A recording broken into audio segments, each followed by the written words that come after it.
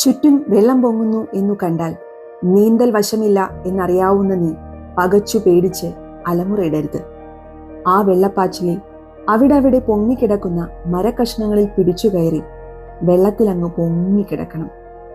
എന്നിട്ട് ഓളത്തിനൊപ്പം ഒഴുകുന്ന ശിഖരങ്ങൾ കാട്ടുവള്ളികളിൽ ചേർത്തുവെച്ചു കെട്ടി ഒരു ചങ്ങാടമുണ്ടാക്കണം. കര പറ്റിക്കഴിയുമ്പോഴുണ്ടാകുന്ന ആ സന്തോഷമായിരിക്കണം തുഴഞ്ഞു നീങ്ങുമ്പോൾ നിന്റെ മനസ്സിൽ.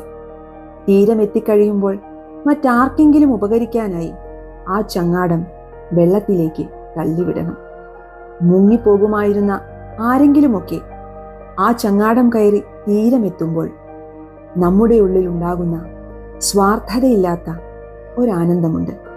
അതായിരിക്കണം നിന്നെ എന്നും നയിക്കേണ്ടത്. കമ്പിളിക്കണ്ടത്തെ കൽഭരണികൾ എന്ന ബുക്കിൽ ബാബു എബ്രഹാം അദ്ദേഹത്തിൻ്റെ അമ്മ പറഞ്ഞതായി കുറിച്ചിട്ടുള്ള വരികളാണിവ.